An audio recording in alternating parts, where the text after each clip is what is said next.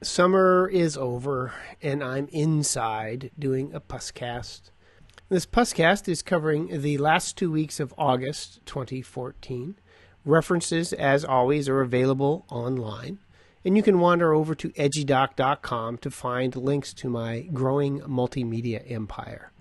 You can also, of course, go to iTunes and write me glowing reviews. Wink, wink, hint, hint, nudge, nudge. But you're not here to listen to the introduction. You're here to know about the medical literature as it pertains to infectious diseases. Well, let's get started, shall we? Of course, the hot plague currently is Ebola. As we reach the end of August 2014, it is going gangbusters in Africa. And the WHO, not the rock band, of course, but the World Health Organization, suggests that Ebola could infect 20,000 people before the outbreak is contained. That means it's likely we will get a case over in the United States or Western Europe by way of airplanes. I'm not too worried, as the organism is not particularly hard to control if you have resources and proper infection control. Still, the interesting thing is the virus evidently is mutating to beat the band. An article in Science shows that the virus has had over 300 mutations since the start of the epidemic. Not exactly certain the significance of that. If the virus is smart, and to use smart in quotes, it will become less virulent, which would make it more likely to spread. And there are other examples where organisms have become less virulent as its passage through a community. It is my understanding that is a hypothesis for what happened to syphilis. It became less virulent with time as it went through Western Europe. It is unlikely it will change its mode of transmission from contact to respiratory, which would always be fearsome, but it may attenuate and then become more established in a population. And that's always a possibility, I suppose. The other worrisome infection in the world right now, well, there are multiple, but the other one that gets the press is the MERS-CoV, the coronavirus out of the Middle East. There are two dueling papers this month. One in Emerging Infectious Diseases discusses a familiar cluster of the disease in Tunisia, where 3 persons in one family came down with MERS-CoV. How common is that? Well, there was an article in the New England Journal of Medicine that looked at 26 index cases and 280 household contacts and found that it was not spread that often. 4% of the time they found secondary transmission of the virus. So even as a respiratory virus, MERS-CoV currently isn't that infectious. A 5% secondary transmission rate is pretty piddling in the world of viruses.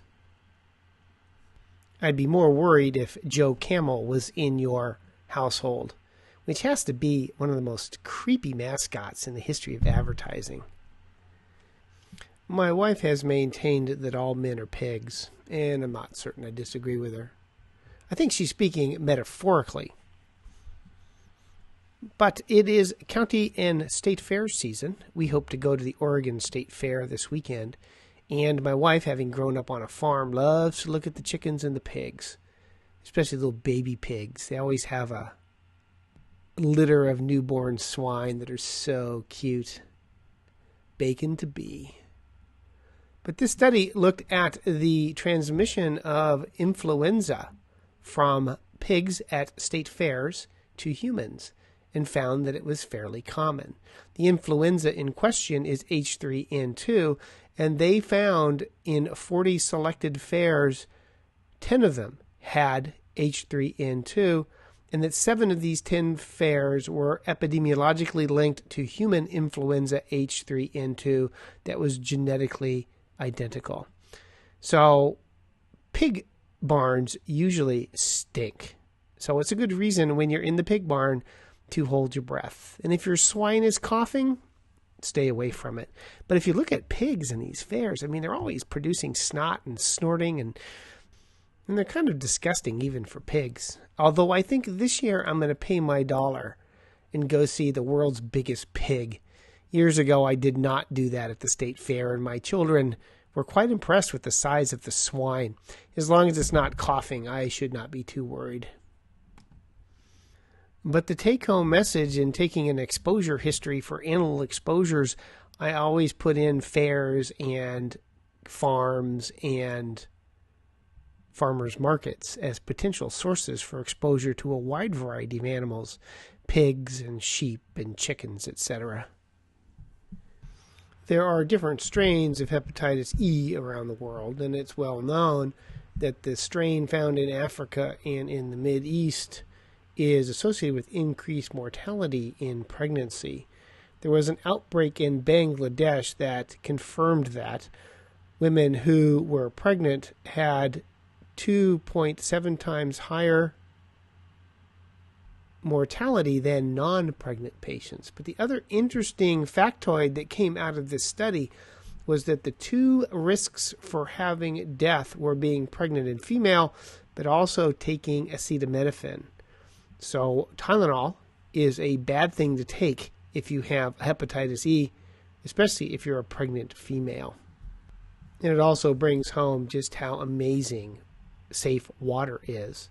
They had over 4,000 cases of hepatitis E that was due to contaminated drinking water. Anybody who's been in medicine any length of time has probably heard of or seen at least one virgin birth, someone who delivers a baby and denies any sexual activity. Of course, what constitutes sex is quite variable to people, as President Clinton demonstrated. This study looked at the incidence, or actually prevalence, of HPV in women before they reported their sexual debut. It was in a cohort of adolescent Tanzanian girls, and in a group of females age 15 to 16 who were self-reported as not yet having intercourse, 8% had HPV, 5% had high-risk serotypes of HPV. The factor that was most associated with having picked up HPV was intravaginal cleansing, which was practiced by about 21% of the kids. Lack of disclosure of having had intercourse is probably the reason for the high prevalence of HPV in this study, although there could be other ways it could be spread, for example, contaminated fingers, and emphasizes the importance of vaccinating women at an early age. I always thought that Naughty by Nature was doing a pro-vaccine song. Get down with OPV, the oral polio vaccine. I guess it's OPP, which, to judge from the Urban Dictionary, it would make this a explicit podcast. This is just an interesting meta-analysis that looked on the consequence of having a bowel infection on the response to the oral polio vaccine. If kids have an enteric pathogen or diarrhea, they are less likely to respond to the oral type 1 polio virus vaccine. Given the ubiquity of gastrointestinal pathogens and diarrhea in the parts of the world where we are still trying to eradicate polio, that has the potential to really slow down our eradication of polio in the world. Man, the current pertussis vaccine really does suck. This study looked at the effectiveness of preventing pertussis due to the current Tdap, and they found that the effectiveness fell as follows: 75% down to 68%, down to 34%, down to 12% after receiving the vaccine in 2009-8. So each year, the efficacy of the Tdap fell dramatically, and after 4 years, it really stank on ice, which is too bad. There is some variability to the different brands of the vaccine in preventing pertussis. The Boostrix, if I'm pronouncing that correctly, was more effective than the Adacil in this study. But even though the anti-vaccine wackaloons are helping to decrease the vaccine herd immunity to other infections, unfortunately, our DTaP for the prevention of tetanus is a suboptimal vaccine. And if you want to get creepy about vaccine-preventable infections, the vaccinia virus, aka smallpox, at least a version of which is still wandering around South America, it's been causing diseases in cattle and humans who milk cattle. It's now moved from Brazil into Argentinian cattle. The origin of that particular vaccinia virus is uncertain. Some have suggested it's vaccine escape, but other data does not support that. And other data suggests that it's a mutation from smallpox brought from the old world to the new several hundred years ago. Its exact origins, as I've just reviewed yet again, are still up in doubt, but it is kind of creepy to think that vaccinia virus, although not a cause of smallpox in the classic sense, still exists in South America in the cattle and human population. Given how many infections in humans start in animals and then jump to humans, measles, for example, or Ebola, it just gives one pause to know that vaccinia is still alive and well in a different form in South America. I always remember that rhyme as a kid. See a tick, take it off, and today you'll have good luck. This study was out of Brazil, where they have issues with Rocky-Mounted spotted fever. The tick that feeds on humans also feeds on dogs and is the cause of the spread of the disease in urban São Paulo. Now, the interesting thing about this study is they looked to see how long it took a tick to spread Rickettsia rickettsiae. They found that fed ticks took a minimum of a mere 10 minutes to pass on Rickettsia rickettsiae, whereas if it was an unfed nymphs or an unfed adult ticks, they had to be attached for greater than 10 hours before they spread the rickettsia. So if you're in Brazil, or probably anywhere where there's a tick and you see one, pull it off. It may take as short as 10 minutes if the tick has fed to spread Rickettsia rickettsiae and Rocky-Mounted spotted fever to you. Ticks do give me the willies. Not as bad as leeches. That scene in The African Queen always gives me the willies. And of course, nothing has ever been as bad as the gas gangrene amputation scene in Gone with the Wind. I think that scene damaged me when I saw it as a child. And hence, I'm an infectious disease doctor. Go figure. The focus of this podcast is predominantly either hospital-based medicine or things I think are cool. This is probably neither. It concerns how to evaluate adolescents and adults with group A strep pharyngitis. What they did was look at the number of people that had a positive culture who had a negative rapid antigen test. And it was a significant number. Of 25,000 plus rapid strep screens that were done, 86% were negative. Of those that were cultured, 5% were positive for group A strep. And amongst those who had a negative rapid strep test included people with significant underlying complications, peritonsillar abscess, and a few cases of acute rheumatic fever. So while you can trust a positive group A strep rapid test, you cannot trust a negative, and they should probably be reflexed to culture to make sure that the people do not have a group A strep infection amenable to antibiotics. And they estimate that by relying upon the rapid strep screen alone in the United States, they are probably missing 250,000 cases of group A strep infections that could and should have been treated. So it would look like perhaps the optimal algorithm is do a rapid strep, and if it's negative, send it for culture. I always find the fact that parasites can affect behavior to be fascinating. There are a couple of studies that demonstrate being Toxoplasma seropositive is associated with being a bad driver. I don't know what my Toxo sero state is, but I am, as my kids will let me know, a bad driver. There's also been a suggestion that being toxopositive is associated with schizophrenia. And this study in Detroit looks at toxoseropositivity, and they look to see if it was associated with generalized anxiety disorder, post-traumatic stress disorder, or depression.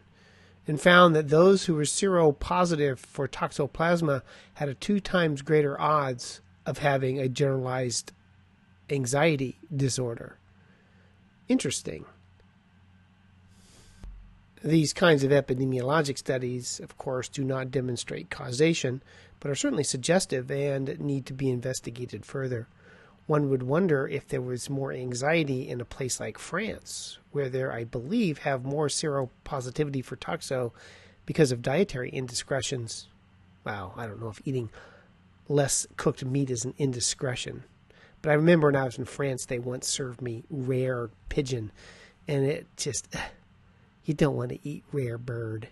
But one would wonder if places that have high serotoxoplasma serologic positivity are more likely to be a generally anxious society. Anxiety that would probably be soothed very nicely by a good Bordeaux.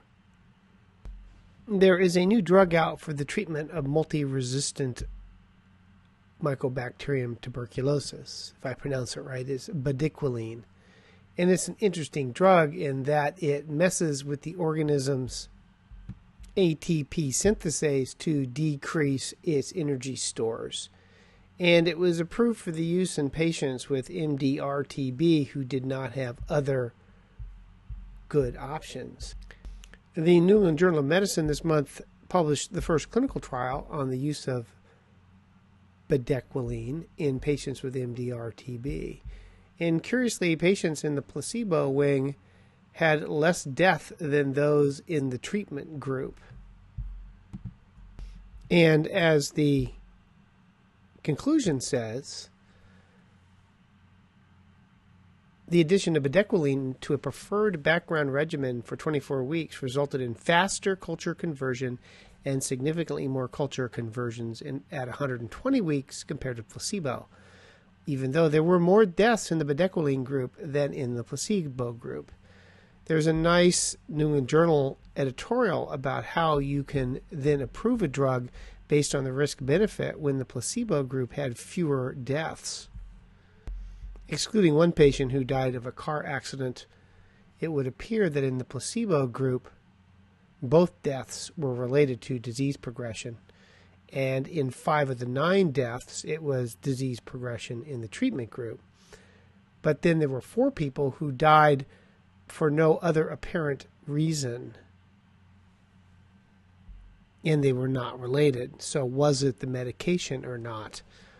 There will likely be further studies needed to tease out if it was actually the drug that led to the increased mortality or other issues, and it was a statistical fluke because it was a small number of deaths in both groups. That being said, given the fact that MDR-TB tends to progress and kill patients, if you don't have any other options, it may be worth the risk of this new agent compared to doing nothing or relying upon the older anti-tuberculars. It's the treatment of TB as leukemia rather than as an infectious disease. And in a stunning change of events, I'm actually going to quote an article that was in the Annals of Internal Medicine. It's been years since the Annals has been a worthwhile journal, having fallen from first to second to perhaps even a third-tier journal that apparently never publishes anything of interest, at least to an infectious disease doctor. And I'm still bitter about their alternative medicine series from 20 years ago. I know, get over it. But this was a meta-analysis, so no surprise there. No good new original research is being done in the Annals.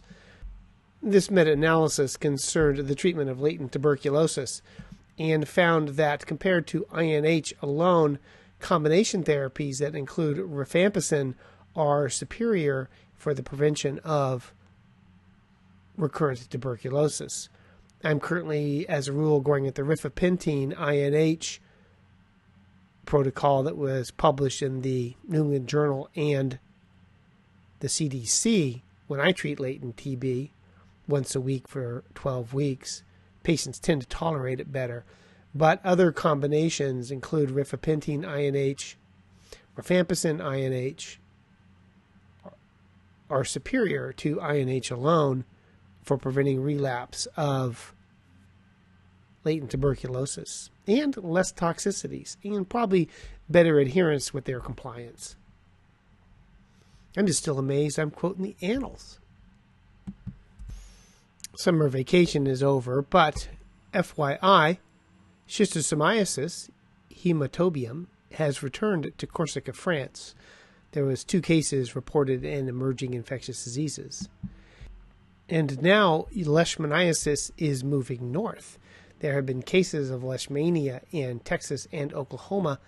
Now there's a case in North Dakota in a child who had never left North Dakota. So leishmaniasis is growing north. Specifically, it was L. donovani that caused this particular infection.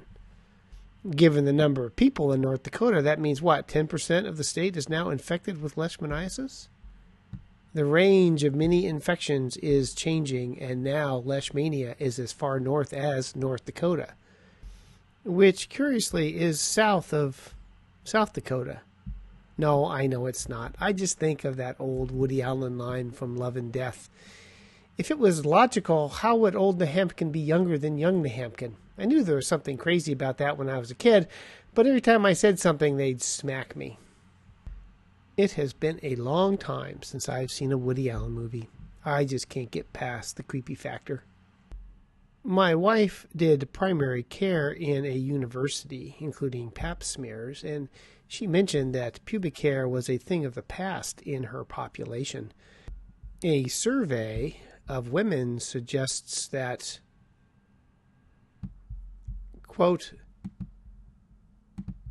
the overall incidence of pubic hair removal during the 10 years increased from 33 to 87%, and total hair removal increased from 19 to 31%. And the result of this, the obliteration of pubic lice. The infestations of pubic lice have been plummeting in STD clinics, down from 1.8% to an all-time low of 0.07%. They suggest that perhaps as a result of Brazilian waxing, that the pubic lice should be put on the endangered species list.